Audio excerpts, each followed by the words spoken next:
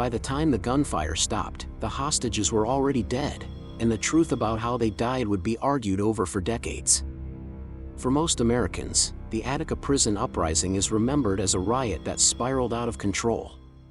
What rarely gets remembered are the hostages themselves.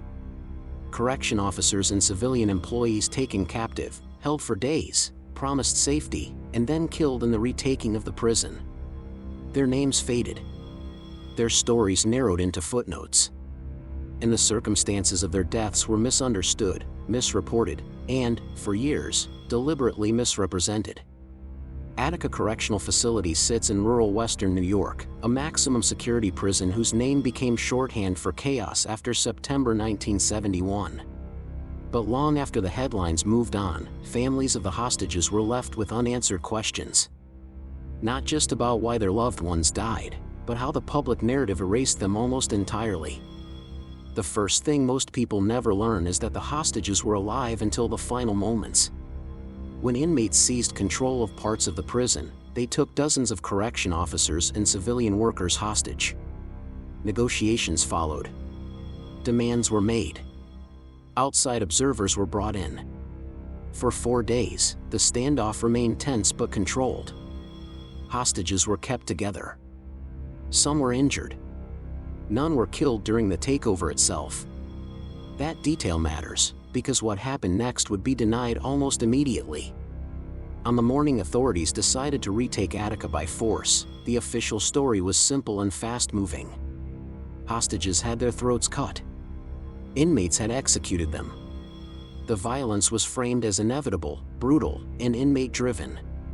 But within hours, that story began to crack. Autopsies quietly told a different version of events. Ballistics reports showed something impossible to ignore. The hostages did not die from knives or improvised weapons. They died from gunfire. And the bullets that killed them were fired by law enforcement. That was the moment the narrative shifted behind closed doors, even as the public version stayed frozen in place. For the families, the shock wasn't just the deaths. It was how quickly the blame was assigned, and how rarely it was questioned. Newspapers repeated official statements. Television reports echoed them. The idea that inmates had murdered hostages became accepted fact, even when evidence said otherwise.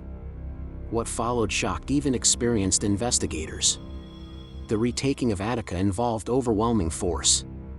State police and correction officers fired thousands of rounds into the prison yard in minutes. Tear gas filled the air. Visibility collapsed. Control was re-established rapidly, but at catastrophic cost. Inmates died. Hostages died. And in the confusion, the line between rescue and destruction disappeared. Every hostage death was caused by gunshot wounds. That finding was confirmed repeatedly. Yet for years, public officials continued to imply otherwise, or avoided correcting the record at all. The hostages became casualties of a story that needed villains, and needed them quickly.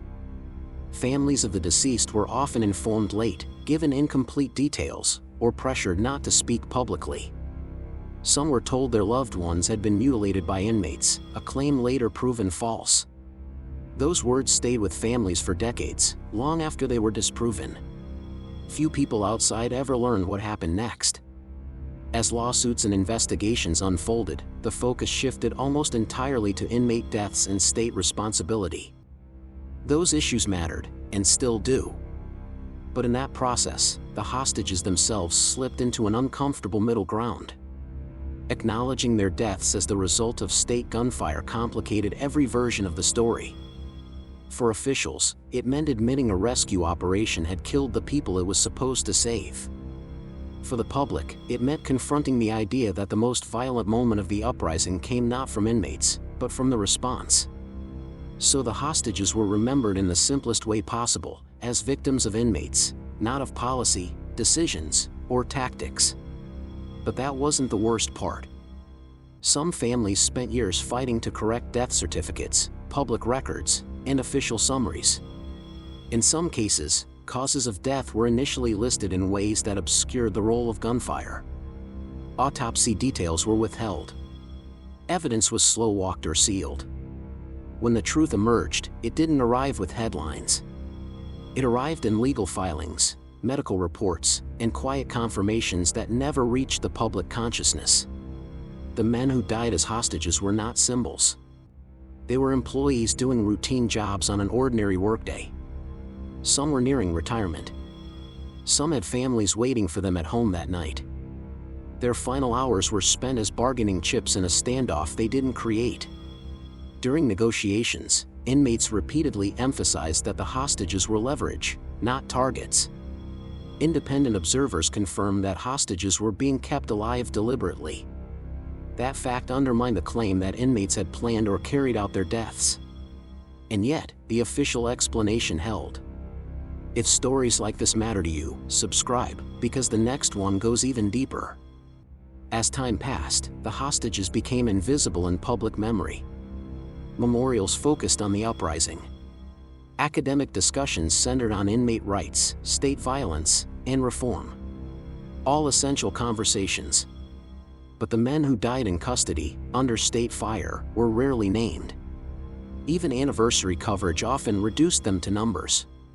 That absence wasn't accidental. Remembering the hostages accurately meant confronting a moral contradiction. A state response meant to restore order ended lives it was meant to protect. That reality doesn't fit neatly into slogans or simplified histories. The lawsuits filed by families dragged on for years. Settlements came late. Admissions came carefully worded, if at all. Some officials acknowledged mistakes without accepting responsibility. Others stayed silent entirely. And still, the public understanding barely shifted. Ask most people how the Attica hostages died, and many will repeat the original claim without hesitation. It was printed once, repeated often, and never fully corrected. That is how historical myths survive. But the documents remain. The autopsies remain. The ballistic evidence remains. The hostages were killed during the assault, not before it. That fact changes how Attica should be understood. It reframes the final decision to use force. It raises questions about command, communication, and accountability. And it demands that the hostages be remembered not just as casualties of a riot, but as victims of a system that failed to protect them at the most critical moment. Some families continued speaking out long after legal cases ended. They gave interviews. They corrected reporters. They asked for simple recognition, that their loved ones were not murdered by inmates, and that their deaths should not be misused to justify what followed. Their voices rarely made it into mainstream retellings. What remains today is a gap in collective memory. Attica is taught as a symbol of inmate rebellion and state repression. But the hostages exist in the margins, their stories unfinished, their deaths simplified into something easier to digest. That simplification came at a cost. It allowed officials to avoid accountability. It allowed the public to accept a cleaner version of events. And it allowed the men who died in the yard that day to become abstractions instead of individuals. Remembering the hostages does not erase the suffering of inmates. It does not excuse violence or justify any side. It does something harder. It forces a fuller reckoning. Because the truth of Attica is not that control was restored. It's that in the moment meant to resolve the crisis, lives that could have been saved were lost instead. And for decades, the people most affected by that loss were told a story that wasn't true. That may be the most enduring legacy of the Attica hostage deaths.